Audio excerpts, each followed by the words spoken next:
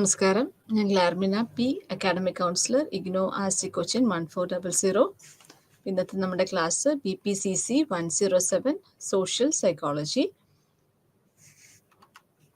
Block 4 ആണ് ഇന്നത്തെ class വരുന്നത്. ബ്ലോക്ക് 4 സോഷ്യൽ ഇൻഫ്ലുവൻസ് ആണ്.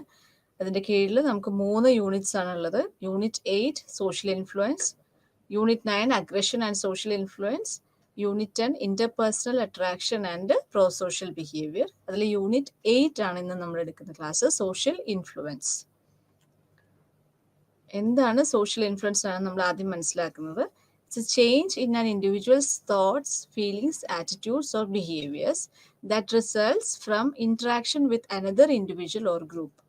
മറ്റൊരു വ്യക്തിയോ അല്ലെങ്കിൽ മറ്റൊരു ഗ്രൂപ്പോ ആയിട്ടുള്ള നമ്മളുമായിട്ടുള്ള സംസർഗം മൂലം നമ്മളിൽ എന്തെങ്കിലും തരത്തിലുള്ള ഒരു ചേഞ്ച്, അത് നമ്മുടെ ചിന്തയിലായിരിക്കാം, നമ്മുടെ ഫീലിങ്സിലായിരിക്കാം, അല്ലെങ്കിൽ നമ്മുടെ മനോഭാവത്തിലായിരിക്കാം, നമ്മുടെ പെരുമാറ്റത്തിലായിരിക്കാം. ഈ പെരുമാറ്റത്തിൽ ചേഞ്ച് അല്ലെങ്കിൽ ഒരു മാറ്റം സംഭവിക്കുന്നതിനെയാണ് നമ്മൾ സോഷ്യൽ ഇൻഫ്ലുവൻസ് എന്ന് പറയാം. അപ്പം ഒരു വ്യക്തി നമ്മളെ എങ്ങനെ സ്വാധീനിക്കുന്നു, അല്ലെങ്കിൽ മറ്റൊരു ഗ്രൂപ്പ് നമ്മളുടെ ചിന്തകളെയും നമ്മളുടെ വികാരങ്ങളെയും നമ്മളുടെ മനോഭാവത്തെയും പെരുമാറ്റത്തെയും എങ്ങനെ സ്വാധീനിച്ച് നമ്മളിൽ മാറ്റങ്ങൾ വരുത്തുന്നു, അത് വളരെ ക്ലിയർ ആയിട്ടുള്ളൊരു മാറ്റമായിരിക്കണം, ഒരു റിയൽ ചേഞ്ച് തന്നെ ആയിരിക്കണം എന്നും നമ്മൾ പറയുന്നുണ്ട്. അപ്പം ആ ഒരു പ്രോസസ്സിനെയാണ് നമ്മൾ സോഷ്യൽ ഇൻഫ്ലുവൻസ് എന്ന് പറയുന്നത്. It refers to the change in behaviour that one person causes in another. ഒരു വ്യക്തി അല്ലെങ്കിൽ ഒരു ഗ്രൂപ്പ് വേറൊരു വ്യക്തിയിൽ ഉണ്ടാക്കുന്ന ഒരു ചേഞ്ച് ആണ്, ഒരു മാറ്റമാണ് അവിടെ സംഭവിക്കുക. ആ മാറ്റം അറിഞ്ഞുകൊണ്ടും അറിയാതെയും സംഭവിക്കാം, ഇന്റൻഷനലി ഓർ അൺഇന്റൻഷനലി ആ ഒരു ബിഹേവിയർ ചേഞ്ച് സംഭവിക്കുന്നു. It is defined as efforts by one or more individuals to change the attitudes, beliefs, perceptions or behaviors of one or more others. വേറൊരു ഡെഫിനിഷനാണ് ഇപ്പോൾ പറഞ്ഞത്. അതുകൂടാതെ ഒരു ഡെഫിനിഷൻ കൂടിയുണ്ട്. That's a process by which individuals make real changes. ആ ഒരു point നമ്മൾ not ചെയ്യണം. റിയൽ ചേഞ്ച് ആണ്, നമ്മൾ വേറൊരു വ്യക്തിയെ കാണിക്കാൻ വേണ്ടിയിട്ടുള്ളൊരു മാറ്റമല്ല, നമ്മളിൽ ശരിക്കും നമ്മളുടെ ഒരു പെരുമാറ്റത്തിലും അല്ലെങ്കിൽ നമ്മുടെ ചിന്തയിലും റിയൽ ആയിട്ടുള്ളൊരു മാറ്റം അവിടെ സംഭവിക്കുന്നുണ്ട്. So the process by which individuals make real changes to their feelings and behaviors as a result of the interaction with others who are perceived to be similar, desirable or expert. അപ്പോൾ നമ്മൾ ആരിൽ നിന്നാണ് നമുക്ക് ആ ഒരു സ്വാധീനത്തിലാണ് നമുക്ക് വരുന്നത്. ആ വ്യക്തി ചിലപ്പോൾ നമ്മളുമായിട്ട് വളരെ സാദൃശ്യമുള്ളതായിരിക്കാം, നമ്മൾക്ക് ഇഷ്ടമുള്ളതായിരിക്കും, അല്ലെങ്കിൽ ആ വ്യക്തി ആ ഒരു പെർട്ടിക്കുലർ ഫീൽഡിൽ എക്സ്പേർട്ട് ആയിരിക്കും. അതുകൊണ്ടാണ് അവരുടെ ഒപ്പീനിയൻ വഴി നമ്മളിൽ മാറ്റം സംഭവിക്കുന്നത്. Okay, so areas of social influence. അപ്പോൾ സോഷ്യൽ ഇൻഫ്ലുവൻസ് എന്താണെന്നുള്ള ഡെഫിനിഷനാണ് നമ്മൾ മനസ്സിലാക്കിയത്. അടുത്തത് ഏരിയാസ് ഓഫ് സോഷ്യൽ ഇൻഫ്ലുവൻസ്. നമുക്ക് 3 തരത്തിൽ സോഷ്യൽ ഇൻഫ്ലുവൻസ് നമ്മൾ സംഭവിക്കുന്നുണ്ട്. അതിൽ ഒന്നെന്ന് പറയുന്നത് ഒരു റിക്വസ്റ്റ് വഴി നമ്മൾ ഒരു ചേഞ്ച് സംഭവിക്കുന്നതിനാണ് നമ്മൾ കംപ്ലയൻസ് എന്ന് പറയാം. ആ റിക്വസ്റ്റ് എന്ന് പറയുമ്പോൾ നമുക്കതൊരു ഇംപ്ലിസിറ്റ് ആയിട്ടുള്ള റിക്വസ്റ്റ് ആയിരിക്കും, അല്ലെങ്കിൽ എക്സ്പ്ലിസിറ്റ് ആയിട്ടുള്ള ഒരു റിക്വസ്റ്റ് ആയിരിക്കും. പിന്നീട് അതിന്റെ ഡീറ്റെയിൽ ആയിട്ട് നമ്മൾ പറഞ്ഞു തരുന്നുണ്ട്. Or it may be social norms that change your behaviour, like അതിന് ആ ഒരു പ്രോസസ്സിന് നമ്മൾ കൺഫേമിറ്റി എന്ന് പറയും. Or it may be an order from some authority, നമ്മളെക്കാൾ ഒരു ഹയർ പൊസിഷനിൽ ഇരിക്കുന്ന ഒരു വ്യക്തി നമുക്ക് തരുന്ന ഒരു ഓർഡർ അനുസരിച്ച് നമ്മളുടെ ബിഹേവിയറിൽ മാറ്റം വരുന്നതിനെയാണ് നമ്മൾ ഒബീഡിയൻസ് എന്ന് പറയാം. അപ്പോൾ ഇത് 3 നമ്മൾ ഏരിയാസ് ഓഫ് സോഷ്യൽ ഇൻഫ്ലുവൻസ് പറയുന്നത്. ഒന്ന് കംപ്ലയൻസ് എന്ന് പറയുമ്പോൾ ഒരു റിക്വസ്റ്റ് വഴിയാണ് നമുക്ക് ആ മാറ്റം സംഭവിക്കുന്നത്. 2 കൺഫേമിറ്റി, അവിടെ നമുക്കൊരു സോഷ്യൽ നോം ഉണ്ട്, ആ നോമിനനുസരിച്ച് നമ്മൾ പെരുമാറുന്ന അവസ്ഥയാണ്, അല്ലെങ്കിൽ ചേഞ്ച് വരുത്തുന്ന അവസ്ഥയാണ്. 4 ഒരു ഹയർ അതോറിറ്റി നമുക്കൊരു ഓർഡർ തരുന്നു, അതിനനുസരിച്ച് നമ്മളുടെ ബിഹേവിയറിൽ ചേഞ്ച് വരുന്നു. So that is obedience. So compliance, conformity and obedience, ഇത് 3 ഇമ്പോർട്ടൻ്റ് ആണ്. പരീക്ഷയ്ക്ക് നമ്മൾ സ്ഥിരമായിട്ട് നമ്മൾ ഈ ഒരു മേഖലയിൽ നിന്ന് ചോദ്യങ്ങൾ വരാറുണ്ട്. ആദ്യത്തെ ഏരിയ ഓഫ് സോഷ്യൽ ഇൻഫ്ലുവൻസ് എന്ന് പറയുന്നത് കൺഫേമിറ്റി ആണ്. എന്താ കൺഫേമിറ്റി എന്ന് പറയുമ്പോൾ, it is a type of social influence in which individuals change their attitude or behaviour in order to adhere or to stick to the existing social norms. അപ്പോൾ നിലവിലുള്ള നിയമങ്ങൾക്കനുസരിച്ച്, norms അല്ലെങ്കിൽ rules അനുസരിച്ച്, അല്ലെങ്കിൽ ആ റൂൾസിനോട് നമ്മൾ ചേർന്ന് നിൽക്കുക, അല്ലെങ്കിൽ ആ ഒരു നോമിനോട് നമ്മൾ ചേർന്ന് നിൽക്കുന്ന ഒരു അവസ്ഥയാണ് നമ്മൾ കൺഫേമിറ്റി എന്ന് പറയുന്നത്. ഫോർ എക്സാമ്പിൾ, നമ്മുടെ ഒരു പെർട്ടിക്കുലർ ഒരു റിലീജിയനിലെ ഒരു കൾച്ചറുമായിട്ട് നമ്മൾ ചേർന്ന് നിൽക്കുക, അല്ലെങ്കിൽ നമ്മളുടെ ഒരു ഏജ് കാറ്റഗറിയിൽ വരുന്ന ആളുകൾ എന്താ ചെയ്യുന്നത് അതിനോട് നമ്മൾ ചേർന്ന് നിൽക്കുക, അല്ലെങ്കിൽ നമ്മുടെ ഒരു എഡ്യൂക്കേഷൻ സ്റ്റാറ്റസിനനുസരിച്ച് നമ്മൾ ചേർന്ന് നിൽക്കുക, അല്ലെങ്കിൽ നമ്മളുടെ ഒരു പെർട്ടിക്കുലർ റിലീജിയൻ എന്താ നമുക്ക് പറയുന്നത് അതിനനുസരിച്ച് അതുമായിട്ട് നമ്മൾ പൊരുത്തപ്പെട്ട് നിൽക്കുന്നതിനെയാണ് നമ്മൾ കൺഫേമിറ്റി എന്ന് പറയുന്നത്. So it influences the formation and maintenance of social norms. അപ്പോൾ നമ്മളുടെ സൊസൈറ്റിയിൽ എക്സിസ്റ്റ് ചെയ്യുന്ന സോഷ്യൽ നോംസ് ഫോം ചെയ്യാനും അതുപോലെ അത് മുമ്പോട്ട് നല്ല രീതിയിൽ അത് മുമ്പോട്ട് പോകാനും ആണ് ഈ കൺഫർമിറ്റി എന്ന് പറയുന്ന ഒരു പ്രോസസ്സ് നമുക്ക് കാണാൻ സാധിക്കുന്നത്. And it allows a society to function smoothly and predictably. For example ഒരു ട്രാഫിക് റൂൾ എന്ന് പറയുമ്പോൾ, അപ്പോൾ ട്രാഫിക് റൂൾസിൽ അത് കൃത്യമായിട്ട് നമ്മൾ പാലിക്കേണ്ടത് നമ്മുടെ സൊസൈറ്റിയുടെ ഫങ്ഷൻസ് സ്മൂത്തായിട്ട് പോകാനും അതുപോലെ നമുക്ക് പ്രെഡിക്റ്റ് ചെയ്യാനും കൂടിയിട്ടാണ് അത്തരത്തിലുള്ള നോംസ് എക്സിസ്റ്റ് ചെയ്യുന്നത്. സോ നമ്മൾ ആ നോംസ് ഫോളോ ചെയ്ത് നമ്മളുടെ ബിഹേവിയറിൽ ചേഞ്ചസ് വരുത്തുകയാണ് നമ്മൾ ചെയ്യുന്നത്. ഇപ്പം ട്രാഫിക് റൂൾസിൽ പറയുമ്പോൾ ഇപ്പോൾ സ്പീഡിൻ്റെ കാര്യമാണെങ്കിൽ സിഗ്നലിൻ്റെ കാര്യങ്ങൾ വരുമ്പോഴും ഓവർടേക്കിങ്ങിൻ്റെ കാര്യങ്ങൾ ഇതെല്ലാം വരുമ്പോഴും നമ്മൾക്കൊരു നോം ഉണ്ട്. ആ നോമിനനുസരിച്ച് നമ്മൾ മുമ്പോട്ട് പോവുകയാണ് ചെയ്യുന്നത്. സോ അതനുസരിച്ച് നമ്മളുടെ ബിഹേവിയറിൽ ചേഞ്ച് വരുന്നു. ആദ്യമേ നമ്മൾ പഠിക്കുന്ന സമയത്ത് അല്ലെങ്കിൽ നമുക്കിത് അറിവില്ലായ്മ സമയത്ത് നമ്മൾ ആ ചേഞ്ചസ് മനസ്സിലാക്കുന്നില്ല. അത് കഴിഞ്ഞ് പിന്നീട് ഇതാണ് നോം അല്ലെങ്കിൽ ഇതാണ് റൂൾ എന്ന് പറയുമ്പോൾ നമ്മളുടെ ബിഹേവിയറിൽ ചേഞ്ചസ് വരുത്തുന്നു. Okay, so because conformity is a group phenomenon, factors such as group size, unanimity, cohesion, status, prior commitment, and public opinion all determine the level of conformity an individual will display. അപ്പം നമുക്കറിയാം social norms എന്ന് പറയുമ്പോൾ definitely അവിടെ group എന്താ പറയുന്നത് അതിന് നമ്മൾ priority കൊടുക്കുന്നു. അപ്പോൾ ഗ്രൂപ്പ് എങ്ങനെയാണ് നിൽക്കുന്നത് അതിനോട് ചേർന്ന് നമ്മൾ നിൽക്കാൻ ശ്രമിക്കുന്നു. അതുപോലെ ഗ്രൂപ്പിൽ എത്രത്തോളം ഒരു കൊഹഷൻ ഒരു അട്രാക്ഷൻ ഉണ്ടോ അതിനനുസരിച്ച് നമ്മൾ ആ സോഷ്യൽ നോംസിനോട് ചേർന്ന് നിൽക്കുന്നു. അതുപോലെ ഗ്രൂപ്പിന്റെ സ്റ്റേറ്റസ് അനുസരിച്ച് നമ്മൾ നിൽക്കുന്നു. നമ്മൾ കമ്മിറ്റഡ് ആണ്. ഒരു പർട്ടിക്കുലർ ഒരു ക്ലബിൽ ആണെങ്കിൽ ആ ക്ലബിൽ എന്താണ് അവർ പറയുന്നത് അതിനനുസരിച്ച് നമ്മൾ മുമ്പോട്ട് പോകുന്നു. സോ നമ്മൾ ആ ഒരു ക്ലബ് മെമ്പർ ആണെങ്കിൽ നമുക്കൊരു പ്രയർ കമ്മിറ്റ്മെന്റ് അവിടെ വരികയാണ്. അതുപോലെ തന്നെ പബ്ലിക് ഒപ്പീനിയൻ എന്താണ് അതിനനുസരിച്ച് നമ്മൾ നീങ്ങുന്നു. ഇതെല്ലാം പാർട്ട് ഓഫ് കൺഫർമിറ്റി ആണ് നമ്മൾ മനസ്സിലാക്കുക. കൺഫർമിറ്റി റിലേറ്റ് ചെയ്തിട്ടുള്ള ഒരു എക്സ്പെരിമെന്റ് ആണത്, Asch experiment on conformity. Solomon E Asch. ഇപ്പൊ നമ്മൾ കൺഫർമിറ്റി എന്ന് പറയുമ്പോൾ സോളമൻ ഇ ആഷ് ഇദ്ദേഹത്തിന്റെ പേര് നമ്മൾ ഓർത്ത് വെക്കേണ്ടതാണ്. സോ കൺഫർമിറ്റിയുടെ ഒരു എക്സ്പെരിമെന്റ് ആണ് പറയുന്നത്. ഇത് ഒരു ടെസ്റ്റ്, ഇത് ഒരു ഫേക്ക് ടെസ്റ്റ് നമുക്ക് പറയാം. ഇത് കൺഫർമിറ്റിയുടെ എത്രത്തോളം നമ്മളിൽ കൺഫർമിറ്റി ഉണ്ട്, നമ്മുടെ ഒരു ലെവൽ ഓഫ് കൺഫർമിറ്റി എത്രത്തോളം ഉണ്ട് എന്ന് മനസ്സിലാക്കുന്ന ഒരു ടെസ്റ്റ് ആണ്. പക്ഷെ ഈ ടെസ്റ്റിനെ മറ്റുള്ളവരിലേക്ക് ഇത് ഒരു ഡിസെപ്ഷൻ വഴിയാണ് ഈ ടെസ്റ്റ് നമ്മൾ നടത്തുന്നത്. അപ്പോൾ ഇത് കാണുമ്പോൾ ഇതൊരു ടെസ്റ്റ് ഓഫ് പെർസെപ്ഷൻ ജഡ്ജ്മെന്റ് ആയിട്ടാണ് നമുക്ക് തോന്നുന്നത്. സോ ഇതിൽ പറയുന്നത് നമുക്ക് ABC ഇങ്ങനെ 3 ലൈൻസ് നമുക്ക് കാണാം. അതിനോട് പാരലലി നമുക്ക് ലെഫ്റ്റ് സൈഡിൽ നമുക്ക് വേറൊരു ലൈനും കാണാം. സോ ഇതില് ആദ്യമേ പറഞ്ഞപ്പം 7 ആളുകളുടെ ഒരു ഗ്രൂപ്പ് ഉണ്ടായിരുന്നു, അതുപോലെ 9 ആളുകളുടെ ഒരു ഗ്രൂപ്പ് ഉണ്ടായിരുന്നു. അപ്പൊ 7 ആളുകളുടെ ഒരു ഗ്രൂപ്പില് 6 പേരും ഈ സോളമൻ ഇ ആഷ് അല്ലെങ്കിൽ ഈ എക്സ്പെരിമെന്ററിന്റെ കോൺഫെഡറേറ്റ്സ് ആയിരുന്നു. അത് എക്സ്പെരിമെന്റർ തന്നെ നിർത്തിയിട്ടുള്ള ആളുകളാണ്. സോ അവര് ഫേക്ക് പാർട്ടിസിപ്പൻസ് നമുക്ക് പറയാം. അതിനകത്ത് ഒരു റിയൽ പാർട്ടിസിപ്പന്റ് ആണുള്ളത്. 9 കോളേജ് സ്റ്റുഡൻസിന്റെ ടെസ്റ്റില് 8 പേരും ഈ എക്സ്പെരിമെന്ററിന്റെ കോൺഫെഡറേറ്റ്സ് ആണ്. അതിനകത്തും ഒരാളാണ് റിയൽ പാർട്ടിസിപ്പന്റ് ആയിട്ട് നിൽക്കുന്നത്. സോ അപ്പൊ ഈ 7 പേരില് ആദ്യത്തെ 6 പേരുടെ അടുത്ത് ചോദിച്ചിട്ടാണ് നമ്മൾ ആ റിയൽ പാർട്ടിസിപ്പന്റിന്റെ അടുത്ത് നമ്മൾ ചോദിക്കുന്നത്. അപ്പൊ റിയൽ പാർട്ടിസിപ്പന്റിന് അറിയില്ല, അവരുടെ വിചാരം പറയുന്നത് എല്ലാവരും റിയൽ പാർട്ടിസിപ്പന്റ് ആണെന്നാണ് ഇവർ ചിന്തിക്കുന്നത്. സോ പക്ഷെ അതിനകത്ത് ഒരു ആൾ മാത്രമാണ് റിയൽ പാർട്ടിസിപ്പന്റ് ആയിട്ട് വരുന്നത്. അപ്പം ഇതിൽ പറയുന്നത് ഈ 6 പേരുടെ അടുത്ത് നമ്മൾ ആദ്യമേ ചോദിക്കുന്ന ചോദ്യം ഇതാണ്: ABC ഈ 3 ലൈനിൽ ഏത് ലൈനാണ് ആദ്യത്തെ ലൈനുമായിട്ട് സിമിലർ ആയിട്ട് നിൽക്കുന്നത് എന്നാണ് ചോദിക്കുക. അപ്പൊ നമുക്കിത് കാണുമ്പോഴേ നമുക്കിത് മനസ്സിലാവും C ആണ് സിമിലർ ആയിട്ട് നിൽക്കുന്ന ലൈൻ എന്നുള്ളത്. C ആണ് എക്സാക്ട് ആയിട്ട് സിമിലർ ആയിട്ട് നിൽക്കുന്നതെന്ന് മനസ്സിലാവും. പക്ഷേ ഇതിനകത്ത് ആദ്യമേ ചോദിക്കുന്ന ഈ 6 പേരും തെറ്റുത്തരാണ് പറയുന്നത്. ഓക്കെ, അപ്പം 6 പേരും ഒരേ തെറ്റുത്തരം പറയുമ്പോൾ 7ാമത്തെ ആളായ റിയൽ പാർട്ടിസിപ്പന്റ് ഈ തെറ്റുത്തരത്തിനോട് ചേർന്ന് നിൽക്കുന്ന അവസ്ഥയാണ് നമ്മൾ കാണുന്നത്. സോ അപ്പം 75% ട്രയൽസ് നമ്മൾ നടത്തിയപ്പോഴും ഇതേ സിറ്റുവേഷൻ ആണ് നമ്മൾ കണ്ടത്. സോ അതിൽ 25% ആളുകൾ റിയൽ ഉത്തരം തന്നെ പറഞ്ഞു, C ആണ് ഉത്തരം എന്ന് പറഞ്ഞു. ബാക്കി 75% ആളുകളും ആ കൺഫേം ചെയ്യുകയാണ് ചെയ്തത്. അതായത് ഗ്രൂപ്പ് എന്താണോ പറയുന്നത് ആ ഗ്രൂപ്പിനോട് ചേർന്ന് നിൽക്കുകയാണ് ചെയ്തത്, even though they know that the result or the answer is wrong എന്നുള്ളതാണ് കണ്ടീഷൻ. സോ നോക്കുക, group of 7 or 9 college students which what appear to be a test of perceptual judgment, matching the line of a line segment to comparison line. Each subject saw a pair of cards set up in front of the room similar to the ones that follow. In a group of 9, 8 subjects were actually confederates of the experimenter. Result, although people could pick the correct line 99% of the time when making the judgments by themselves, they went along with the erroneous group judgment 75% of the time, even when it was plainly wrong. So confirming subjects were influenced by the 8 people in the row making the wrong decision.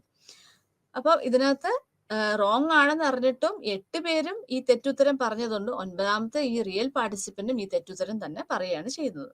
So ask later why they had made such obviously incorrect judgement. എന്തുകൊണ്ടാണ് നിങ്ങൾ തെറ്റ് പറഞ്ഞത്? നിങ്ങൾക്ക് ഇത് കണ്ടാൽ തന്നെ മനസ്സിലാവുന്ന ഒരു കാര്യം, എന്തുകൊണ്ട് നിങ്ങൾ തെറ്റുത്തരം പറഞ്ഞു എന്ന് ചോദിച്ചപ്പോൾ സബ്ജക്ട്സ് റിപ്പോർട്ട് ചെയ്ത് they must have been looking at line width. അപ്പൊ ലൈൻ വിഡ്ത്ത് ആയിരിക്കും അവർ ചിന്തിച്ചതെന്ന് വിചാരിച്ചു.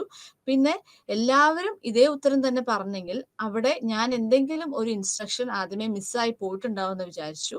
അതുപോലെ എനിക്കിതൊരു ഒപ്റ്റിക്കൽ ഇല്യൂഷൻ ആയിരിക്കും എന്ന് ചിന്തിച്ചു. സോ ഇങ്ങനെയൊക്കെ ഉത്തരങ്ങളാണ് ഇതിനകത്ത് പറഞ്ഞത്. എന്തുകൊണ്ടാണ് ഈ തെറ്റുത്തരം വന്നതെന്ന ചോദ്യത്തിന് ഇത്തരം ഉത്തരങ്ങളാണ് ഈ റിയൽ പാർട്ടിസിപ്പൻസ് കൊടുത്തത്.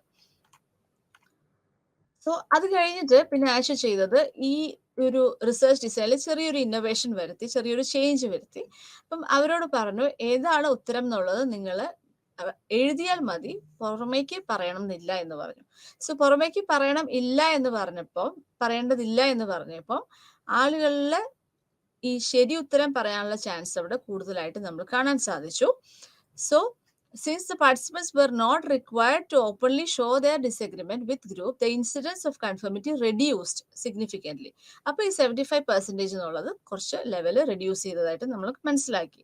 സോ ഇതിൽ നിന്ന് എന്താ നമ്മൾ മനസ്സിലാക്കുന്നത്? ഫൈനലി നമ്മൾ എന്താ ഇൻഡിക്കേറ്റ് ചെയ്യുന്നത് വെച്ച് കഴിഞ്ഞാൽ ഒരു പബ്ലിക് കൺഫേമിറ്റി നമുക്ക് ഇതിൽ നിന്ന് മനസ്സിലാക്കാം, അതുപോലെ ഒരു പ്രൈവറ്റ് അക്സെപ്റ്റൻസും മനസ്സിലാക്കാം. സോ ചില സിറ്റുവേഷൻസിൽ നോംസിനോട് നമ്മൾ എക്സ്പ്ലിസിറ്റ് ആയിട്ട് നമ്മൾ ചേർന്ന് നിൽക്കുന്നു, അല്ലെങ്കിൽ നമ്മൾ ആക്ട് ചെയ്ത് അല്ലെങ്കിൽ അവരോട് കൺഫേം ചെയ്ത് നിൽക്കുന്നെങ്കിലും നമ്മളുടെ പേഴ്സണൽ ആയിട്ടുള്ള വ്യൂസ് മാറ്റാനായിട്ട് നമ്മൾ തയ്യാറല്ല എന്നുള്ളതാണ് മനസ്സിലാക്കുന്നത്. So there is public conformity and private acceptance. Okay, എന്താണ് കൺഫേമിറ്റിയുടെ ഒരു ഇമ്പാക്റ്റ് എന്നാണ് അടുത്ത് പറയുന്നത്. So as a human being we desire to be independent in terms of our thoughts, feelings and behaviours. ശരിയാണ്, നമ്മൾ എല്ലാ വ്യക്തികളും നമ്മളുടെ തോട്ട്സ് അല്ലെങ്കിൽ നമ്മുടെ ഫീലിംഗ്സ്, ബിഹേവിയേഴ്സിൽ ഡിപ്പെൻഡന്റ് ആയിട്ട് നിൽക്കാനാണ് ശ്രദ്ധിക്കുന്നത്. അത് എപ്പോഴും നമ്മളൊരു ഇൻഡിപെൻഡന്റ് ആണ്. നമ്മളുടെ തോട്ട്സ്, നമ്മുടെ ഫീലിംഗ്സ്, നമ്മുടെ ബിഹേവിയേഴ്സ് ഈ ഒരു കാര്യത്തിൽ ഒതുങ്ങി നിൽക്കാനായിട്ട് നമ്മൾ ആഗ്രഹിക്കുന്ന വ്യക്തികളാണ്. So we desire to be independent. And despite the desire to be independent, we surrender to the impact of social influence to a great extent. പക്ഷെ ഈ ഒരു ഇൻഡിപെൻഡൻസ് ആഗ്രഹിക്കുന്ന സമയത്തും ചില സാഹചര്യങ്ങൾ അല്ലെങ്കിൽ മിക്കവാറും സാഹചര്യങ്ങളിൽ നമുക്ക് ഈ സോഷ്യൽ ഇൻഫ്ലുവൻസിന്റെ ഒരു ഇമ്പാക്റ്റ് നമ്മൾ സംഭവിക്കാറുണ്ട്, അല്ലെങ്കിൽ നമ്മൾ അതിന് വിധേയമാകാറുണ്ട്. So several psychological studies have demonstrated that despite being influenced by group opinions, research participants denied that they were influenced by others. Okay, so people also think that their behaviors are less influenced by the social norms than those of other people. അപ്പം എപ്പോഴും പക്ഷെ ആളുകൾ ചിന്തിക്കുന്നത് ഞാൻ അത്രയും social നോംസിനോട് അത്രയും influenced ആവാറില്ല എന്നാണ് ആളുകൾ ചിന്തിക്കുന്നത്. പക്ഷെ എന്താ വെച്ച് കഴിഞ്ഞാൽ ആ ഇൻഫ്ലുവൻസ്ഡ് ആവാറുണ്ട് എന്ന് പറയുമ്പോൾ അതിനകത്തൊരു മോശം കാര്യമായിട്ടാണ് നമ്മൾ ചിന്തിക്കുക. സോ ഈവൻ ദോ നമ്മൾ ഇൻഫ്ലുവൻസ്ഡ് ആവാറുണ്ടെങ്കിലും മിക്ക ആളുകളും അത് ഡിനൈ ചെയ്യുന്നതാണ് കാണാറ്, അല്ലെങ്കിൽ ആ ഒരു ഫാക്ട് നമ്മൾ ഡിനൈ ചെയ്യുന്ന ഒരവസ്ഥയാണ് വരുന്നത്. സോ ഈ ഒരു ടേമിനെയാണ് നമ്മൾ പറയുന്നത് term this phenomenon as introspection illusory and propose that we conform to the social norms often through automatic route without our conscious awareness and beyond the introspective boundary. So ഞാൻ influenced ആവുന്നുണ്ടെന്ന് ഞാൻ പോലും അറിയുന്നില്ല എന്നുള്ളതാണ്. അതിനെയാണ് ഇൻട്രോസ്പെക്ഷൻ ഇല്യൂഷറി എന്ന് പറയുന്നത്. So ഇപ്പൊ വേറൊരു വ്യക്തി ചോദിച്ചാൽ നീ ഇൻഫ്ലുവൻസ്ഡ് ആയില്ലേ, നീ വീണല്ലേ എന്ന് ചോദിക്കുമ്പോൾ ഇല്ല, എനിക്ക് അത് എൻ്റെ സ്വന്തം തീരുമാനമാണ്, അല്ലെങ്കിൽ ഞാൻ അങ്ങനെയല്ലല്ലോ എന്ന് നമ്മൾ ഡിനൈ ചെയ്യാണ് ചെയ്യുന്നത്. പക്ഷെ ഇത് അല്ല, ശരിയായ രീതിയിൽ ഇത് സംഭവിക്കുന്നത് നമ്മൾ ഇൻഫ്ലുവൻസ്ഡ് ആവുന്നുണ്ട് എന്ന് തന്നെയാണ്. സോ അതിനെയാണ് നമ്മൾ ഇൻട്രോസ്പെക്ഷൻ ഇല്യൂഷറി എന്ന് പറയുന്നത്. Factors found to increase conformity. Conformity increase ചെയ്യാനുള്ള കാരണങ്ങൾ എന്തൊക്കെയാണ്, അല്ലെങ്കിൽ ഫാക്ടേഴ്സ് ദാറ്റ് അഫക്ട് കൺഫേമിറ്റി. ഒന്ന്, attractiveness of other members in the group. So നമ്മളൊരു പെർട്ടിക്കുലർ ഗ്രൂപ്പിനോട് അട്രാക്ഷൻ തോന്നിയാൽ അതിന് നമ്മളിപ്പോൾ ഒരു റെഫറൻസ് ഗ്രൂപ്പ് എന്നൊക്കെ നമുക്ക് പറയാം. സോ ആ ഒരു ഗ്രൂപ്പിനോട് നമുക്കൊരു അട്രാക്ഷൻ വരുമ്പോൾ ആ ഗ്രൂപ്പിലെ മെമ്പേഴ്സ് എന്താണോ ചെയ്യുന്നത് അത് തന്നെ നമ്മളും ചെയ്യാനായിട്ട് ശ്രദ്ധിക്കുന്നു, അല്ലെങ്കിൽ നമ്മൾ അവരുമായിട്ട് ചേർന്ന് നിൽക്കാനായിട്ട് നമ്മൾ ആഗ്രഹിക്കുന്നു. So attractiveness of other members in the ഗ്രൂപ്പാണ് ഫസ്റ്റ് ഫാക്ടർ ആയിട്ട് പറയുന്നത്. അടുത്തത് complexity or difficulty of the task. Task എത്രത്തോളം ഡിഫിക്കൽട്ട് ആണോ അത്രത്തോളം നമുക്ക് കൺഫേമിറ്റിയുടെ സാധ്യത കൂടുകയാണ്. സോ ഡിഫിക്കൽട്ട് ടാസ്ക് വരുമ്പോൾ അവിടെ ജഡ്ജ്മെന്റ് ഡിഫിക്കൽട്ട് ആയിട്ട് വരുന്നു. അപ്പൊ നമ്മൾ ചിന്തിക്കുന്നത് എന്താ, ഓക്കെ ബെറ്റർ മറ്റുള്ളവർ എന്താ പറയുന്നത് അതനുസരിച്ച് നമുക്ക് നിൽക്കാം എന്നാണ് ചിന്തിക്കുക. അടുത്ത ഫാക്ടർ ഗ്രൂപ്പ് കൊഹസീവ്നെസ്. നമ്മൾക്ക് ആ ഒരു ഗ്രൂപ്പിലുള്ള ഗ്രൂപ്പ് മെമ്പേഴ്സിനോട് ഫ്രണ്ട്ഷിപ്പ് അതുപോലെ മ്യൂച്വൽ ഡിപ്പെൻഡൻസി ഉണ്ടെങ്കിൽ അവിടെ കൺഫേമിറ്റിയുടെ ചാൻസസ് കൂടുതലായിട്ട് കാണാൻ സാധ്യതയുണ്ട്. അടുത്തത് ടൈപ്സ് ഓഫ് നോംസ്. നമുക്ക് ബേസിക്കലി നമുക്ക് 2 തരം നോംസ് ആണ് പറയുന്നത്. ഒന്ന് descriptive norms and 2 injunctive norms. Descriptive norms എന്ന് പറയുമ്പോൾ പൊതുവെ ആളുകൾ എന്താണ് ആ ഒരു പെർട്ടിക്കുലർ സിറ്റുവേഷനിൽ ചെയ്യുന്നത്, ആ പെർട്ടിക്കുലർ സാഹചര്യത്തിൽ എന്താണ് ചെയ്യുന്നത്, അത് ആണ് നമ്മൾ ഡിസ്ക്രിപ്റ്റീവ് നോംസ് എന്ന് പറയുന്നത്. For example, witnessing somebody blow out the cigarette before entering in to the bus. ഇപ്പൊ ബസ്സിലേക്ക് കയറുന്നതിന് മുമ്പായിട്ട് നമ്മൾ സിഗരറ്റ് പുറത്തേക്ക് അല്ലെങ്കിൽ ആ ബഡ് പുറത്തേക്ക് കളയുന്നതാണ് നമ്മൾ കാണുന്നത്. സോ എന്താ നമ്മൾ അതുകൊണ്ട് ഉദ്ദേശിക്കുന്നത്, ബസ്സിൽ കയറുമ്പോൾ പുകവലിക്കുന്നത് ശരിയല്ല, വേറെ വ്യക്തി ആരും അങ്ങനെ പുകവലിക്കാറില്ല. സോ ഒരു ഗിവൺ സിറ്റുവേഷനിൽ എന്താണ് മറ്റുള്ളവർ ചെയ്യുന്നത് അതനുസരിച്ച് നമ്മൾ ചെയ്യുന്നതിനാണ് നമ്മൾ ഡിസ്ക്രിപ്റ്റീവ് നോംസ് എന്ന് പറയുന്നത്. അടുത്തത് ഇൻജങ്ക്റ്റീവ് നോംസ്. ഇൻജങ്ക്റ്റീവ് നോംസ് എന്ന് പറയുമ്പോൾ അവിടെ ഇൻസ്ട്രക്ഷൻ കൃത്യമായിട്ട് ഡിസ്പ്ലേ ചെയ്തിട്ടുണ്ടാവും. For example, smoking is prohibited in the campus or public places എന്ന് നമ്മൾ അവിടെ എഴുതി വെച്ചിട്ടുണ്ടാവും. അപ്പം അത് ആ റൂള് നമ്മൾ സ്ട്രിക്റ്റ് ആയിട്ട് ഒബേ ചെയ്തിരിക്കണം എന്നുള്ളതാണ്. സോ ഒബേ അല്ല, അത് നമ്മൾ എന്തായാലും ചെയ്തിരിക്കണം. So what ought to be done. So what is approved or disapproved behaviour in a given situation. അപ്പൊ എന്താണ് അവിടെ അപ്രൂവ് ചെയ്തിരിക്കുന്നത്, എന്താണ് അവിടെ ഡിസപ്രൂവ് ചെയ്തിരിക്കുന്നത് എന്നുള്ളത് കൃത്യമായിട്ട് അവിടെ ഉണ്ടാവും.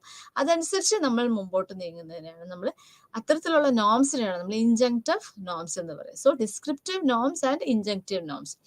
അപ്പൊ ഈ നോംസ് അനുസരിച്ച് നമ്മൾ ആ ഒരു പെർട്ടിക്കുലർ ബിഹേവിയറിനോട് നമ്മൾ ചേർന്ന് നിൽക്കുകയാണ് ചെയ്യുന്നത്.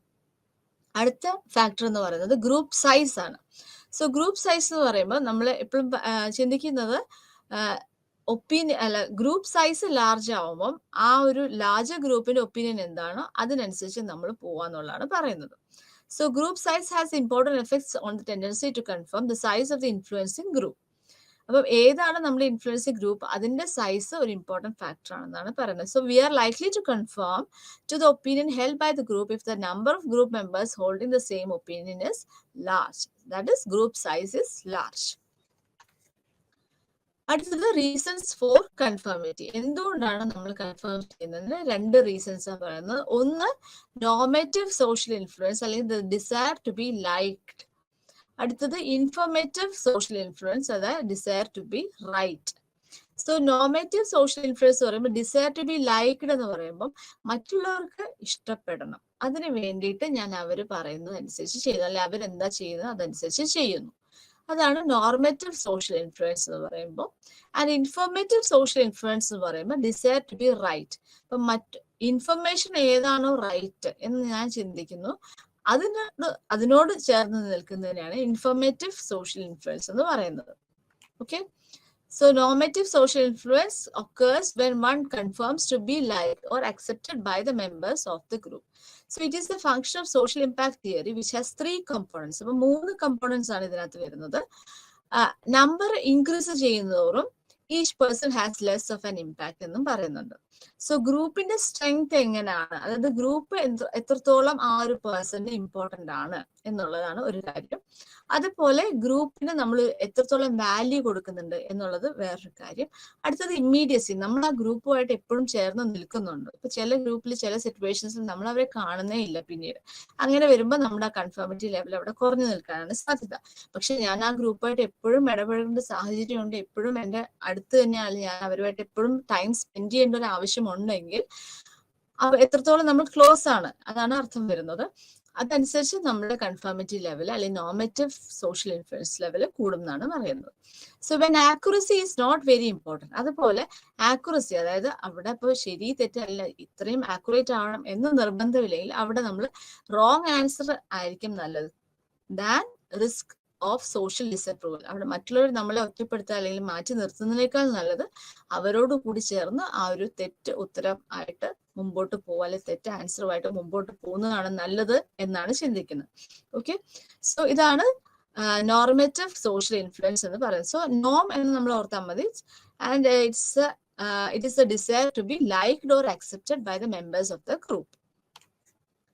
അടുത്തത് ഇൻഫർമേഷണൽ സോഷ്യൽ ഇൻഫ്ലുവൻസ് ആണ്. സോ ഇത് സംഭവിക്കുന്നത് എന്താണ്? ഇവിടെ the desire to be right or to obtain accurate information എന്നുള്ളതാണ് ഉദ്ദേശിക്കുന്നത്. അപ്പൊ സിറ്റുവേഷൻ ആംബിഗ്വസ് ആണ്, ക്ലാരിറ്റി ഇല്ലെങ്കിൽ അവിടെ people becomes uncertain about what to do. അങ്ങനെ വരുമ്പോൾ ഗ്രൂപ്പ് എന്താ പറയുന്നത് അതനുസരിച്ച് നമ്മൾ നിൽക്കുകയാണ് ചെയ്യുന്നത്. And during a crisis when immediate action is necessary in spite of panic, looking to other people can help ease fears and but unfortunately they are not always right. അപ്പൊ ഒരു പാനിക് സിറ്റുവേഷൻ അല്ലെങ്കിൽ പെട്ടെന്ന് നമ്മളൊരു action എടുക്കേണ്ട ഒരു സാഹചര്യം വരുമ്പോൾ അവിടെ നമ്മൾ പാനിക് ആയി നിൽക്കാതെ മറ്റുള്ളവർ എന്താ ചെയ്യുന്നത് അതനുസരിച്ച് നമ്മൾ ചെയ്യാണ് അവിടെ ചെയ്യുക. So that's a desire to be right എന്നാണ് പറയുന്നത്. പക്ഷെ അവിടെ എപ്പോഴും നമ്മൾ മറ്റുള്ളവർ എപ്പോഴും റൈറ്റ് ആവണമെന്ന് നിർബന്ധവും ഇല്ല. പക്ഷെ ഒരു ഇമ്മീഡിയറ്റ് ആക്ഷൻ സിറ്റുവേഷൻ വരുമ്പോൾ നമ്മൾ അങ്ങനെ ആ ഒരു സിറ്റുവേഷൻ ആ ഒരു ഇൻഫ്ലുവൻസിൽ ആയി പോവുകയാണ് ചെയ്യുക. And the more knowledgeable A person is the more valuable they are as A resource. So നമ്മൾ കാണുന്ന ഒരു റെഫറൻസ് ഗ്രൂപ്പ് അല്ലെങ്കിൽ ആ റെഫറൻസ് പേഴ്സൺ, നമ്മൾ ആരാണോ നമ്മൾ ഇൻഫ്ലുവൻസ് ചെയ്യാനായിട്ട് നിൽക്കുന്നത് ആ വ്യക്തി ആ ഒരു ഫീൽഡിൽ എക്സ്പേർട്ട് ആണെങ്കിൽ അല്ലെങ്കിൽ നോളജബിൾ ആണെങ്കിൽ നമ്മൾ ആ ഒരു കൺഫർമിറ്റിയുടെ പോസിബിലിറ്റി കൂടുതലായിട്ട് കാണാൻ സാധിക്കും.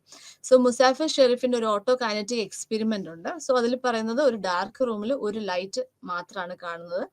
എന്നിട്ട് ചോദിക്കുകയാണ് ആ ലൈറ്റ് എത്രത്തോളം മൂവ് ചെയ്യുന്നുണ്ട് എന്ന് പറയുമ്പോൾ അത് ഇത്രത്തോളം മൂവ് ചെയ്യുന്നുണ്ടെന്ന് പലരും അഭിപ്രായങ്ങൾ പറയുകയാണ് ചെയ്യുന്നത്. പക്ഷെ ആക്ച്വലി അത് ഒരു സ്റ്റേഷനറി ലൈറ്റ് ആണ്.